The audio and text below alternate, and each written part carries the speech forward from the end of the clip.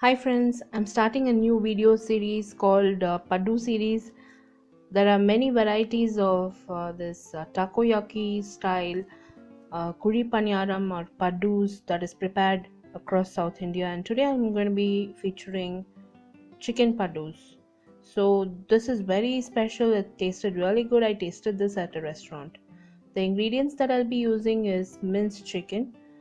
If you can find minced turkey, you can also use minced turkey for this recipe. So this is chicken breast that is minced. I've also finely chopped chilies, ginger, onion and coriander and reserved it. We need powdered spices, curry powder, coriander powder, chili powder, turmeric powder and pepper powder. I'll be using 3 eggs for this recipe.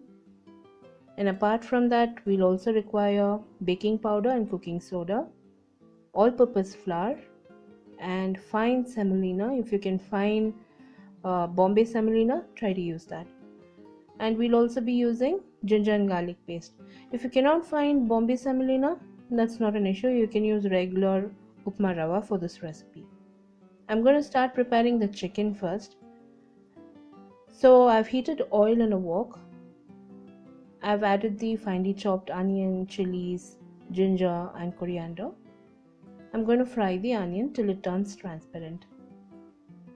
I'll be adding all the ingredients one at a time as the onion turns transparent.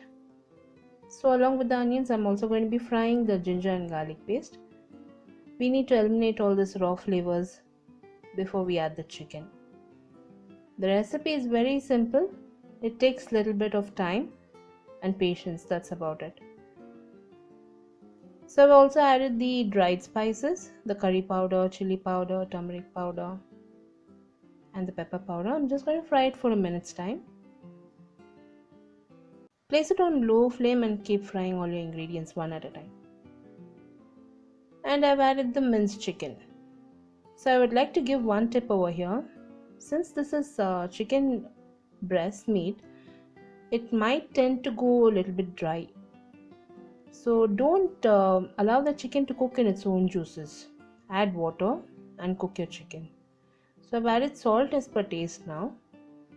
This recipe will, you need to add salt in stages as you're preparing it. So once you add the all-purpose flour and semolina, you need to adjust the salt again. As I was telling you before, don't cook the chicken in its own juices. Add water and cook the chicken. I've placed it on medium flame and I've added 1.5 cups of water and I'm cooking the chicken. So your chicken will get cooked. It will easily break into pieces and it won't go dry. That's the reason I've added extra water and I'm cooking the chicken. Place this on medium flame and allow the chicken to cook.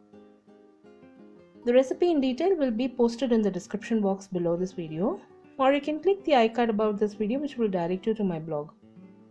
I've posted this recipe along with many other recipes and reviews on my blog. So you can always visit me on my blog. All the links to my social media will also be in the description box below this video. Recipe will also be posted in YouTube channel. YouTube channel link will also be in the description box below this video. Now as the chicken is cooking, I'm just going to break it up into small pieces and cook it. Because eventually we need to create a batter and we need to fry this in the paniyaram pan or the takoyaki pan. Don't allow the excess moisture to dry out completely. Let there be a little bit of excess moisture. There's no harm in it. Once the chicken is cooked, even if there is less amount of moisture, there's no harm. But make sure the majority of the moisture is evaporated and it's dried out and there is less amount of moisture in the chicken. Remove it from the flame, allow it to cool in a mixing bowl. Now I've transferred this chicken in a mixing bowl and I've allowed it to cool. We need to anyways prepare a batter, so there's no harm if there is a little bit of excess moisture in the chicken. So now I'm going to add the other ingredients. Add a little bit of semolina and all-purpose flour.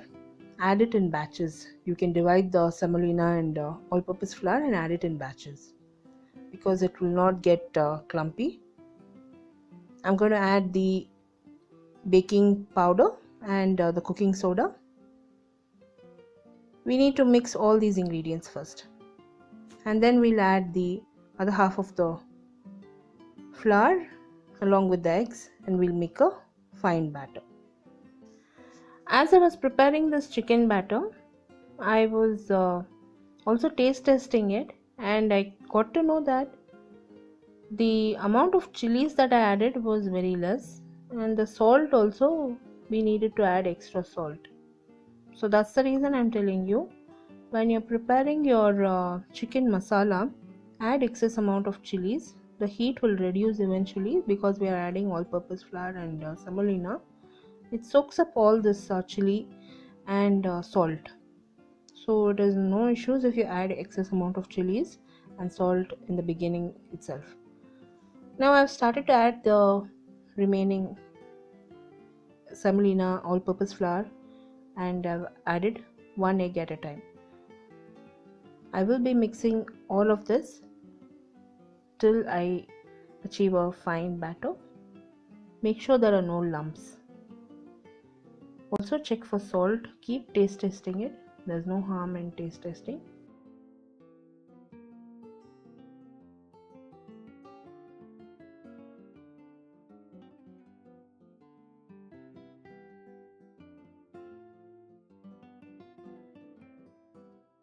I have eventually added all the 3 eggs, and I've given this batter a good mix.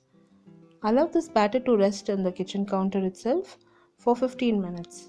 Place a cover and allow it to rest on the kitchen counter itself for 10 to 15 minutes before you prepare the chicken paniyaram. I've heated a non-stick paniyaram pan. We also have an iron pan and an aluminium pan, but I chose to use a non-stick pan for this recipe.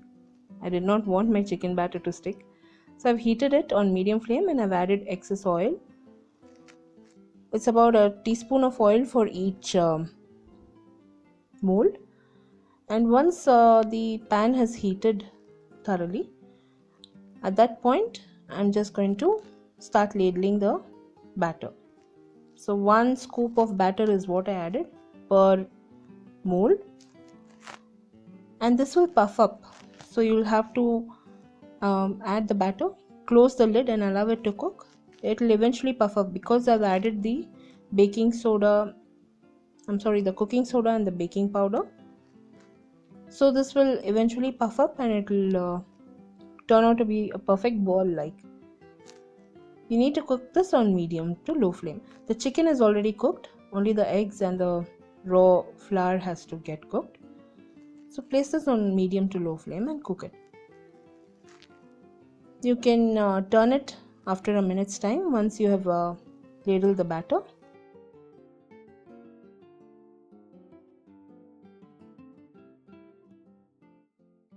Turn the paniyarams once it turns light brown in color and cook it to all sides. Keep turning it. The center part of the paniyaram should have cooked. The raw batter should cook. So you keep a skewer and keep pricking it and seeing if it's cooked, if it's wet, if it's sticking to that skewer. Keep pricking it and check it if it's cooked in the center. So this is very simple to prepare. There is no fuss in this. You find this chicken mince in all the supermarkets. If you don't find chicken mince, buy chicken breast, wash it thoroughly, pat it dry, cut it into cubes, put it in your small masala grinder, coffee grinder, and grind it.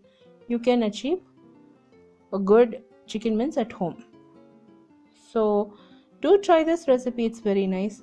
It's a good weekend snack. Very tasty. The one thing I would like to suggest is always have a tissue paper, because the outside crust needs a lot of oil. It needs to crisp up. So place it on the tissue paper, allow the excess oil to drain out, and then serve it with chutneys. It's very nice and tasty. So I kept turning this paniyarams until it turned light golden brown in color. And once it turned light golden brown in color, I've gone ahead and served it. So for every batch, I sort of learned how I should cook it. I added excess oil for the second batch, and for the third batch, I did not add any oil at all. So every batch I was just checking how exactly this paniyaram turned out. So every batch I was learning. Eventually I got to know the second batch paniyaram was very good because it had that excess oil and the outer covering came out nice and crispy. So this this chicken paniyaram requires excess oil. We cannot be stingy on oil. It requires excess oil. The outer covering, that's the batter, that semolina and maida batter, it crisps up very good if you add excess oil. So the second time is what I really like. The second batch of paniyaram is what I really liked. So don't hesitate on adding excess oil. This oil will definitely foam up because it's got egg in it, and it turned out really good.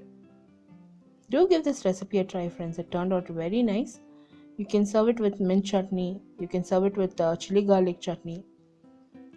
It's really a very nice tasty treat. You can prepare this even for breakfast. If you're hosting a Sunday brunch or you're hosting a breakfast party, you can definitely prepare this and serve this. This is definitely an excellent tiffin item for evenings, and it is a good breakfast item. You can see it for yourself how it puffs up and it cooks evenly in all sides. The second batch paniyaram is what I really liked. The excess oil, but make sure you have a tissue paper that soaks up all the excess oil. The recipe in detail will be in the description box below this video, or you can click the icon above this video which will direct you to my blog. Also visit me on Instagram, Facebook and Twitter, where I keep posting a lot of stories on a regular basis. All the links to my social media will also be in the description box below this video. The same recipes are also translated and posted in YouTube channel. YouTube channel link will also be in the description box below this video. Now once I finish frying this paniyarams, I've gone ahead and drained it on the tissue paper and served it. My mom prepares a very nice chili garlic chutney. She prepared a chili garlic chutney for me. I really enjoyed it with that chili garlic chutney. The second batch paniyaram is what I really loved, and it perfectly matched with that chili garlic chutney. So do give this recipe a try. If you want this chili garlic chutney recipe, I'll definitely post it, but you have to comment in this video below so that I can prepare this chili garlic chutney recipe for you. Do let me know your thoughts about this recipe. Do give this recipe a try and post your comments. If you enjoyed watching this video, give me a thumbs up and subscribe to me for more videos. Until next time, this is Vidya Lakshmi. Thank you so much for watching. Bye bye.